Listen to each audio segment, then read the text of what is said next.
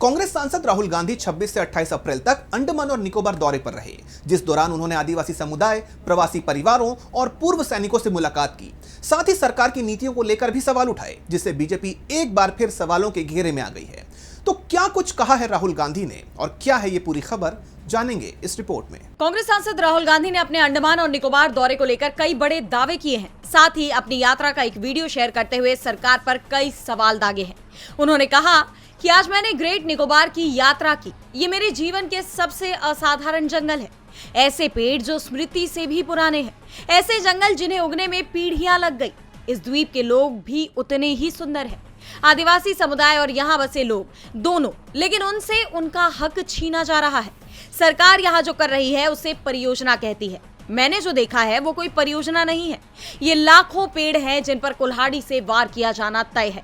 ये 160 वर्ग किलोमीटर का वर्षा वन है जो विनाश की तरफ अग्रसर है।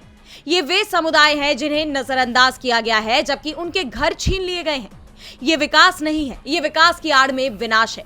इसलिए मैं साफ साफ कहूंगा और कहता रहूंगा, ग्रेट निकोबार में जो हो रहा है वो हमारे जीवन काल में इस देश की प्राकृतिक और आदिवासी विरासत के खिलाफ सबसे बड़े घोटालों और सबसे जघन्य अपराधों में से एक है। इसे रोकना होगा और इसे रोका जा सकता है अगर भारतीय वो देखें जो मैंने देखा है। राहुल गांधी यही नहीं रुके, उन्होंने आगे ये भी कहा, आपकी जमीन, अंडमान निकोबार के लोगों की जमीन आपसे छीनी जा रही है, अदानी जी को दी जा रही है, बड़े बिजनेसमैन को दी जा रही है, बिना किसी से पूछे।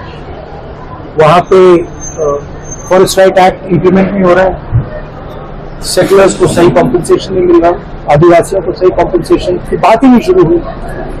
और छुप कर ये हिंदुस्तान का जो हेरिटेज है इसको चोरी की जाए। राहुल के सवालों से सरकार सख्ते में आ गई है। अब देखना यह होगा कि अंडमान और निकोबार में सरकार अपनी परियोजना को रोकती है या जारी रखती है। डीबी लाइव की रिपोर्ट।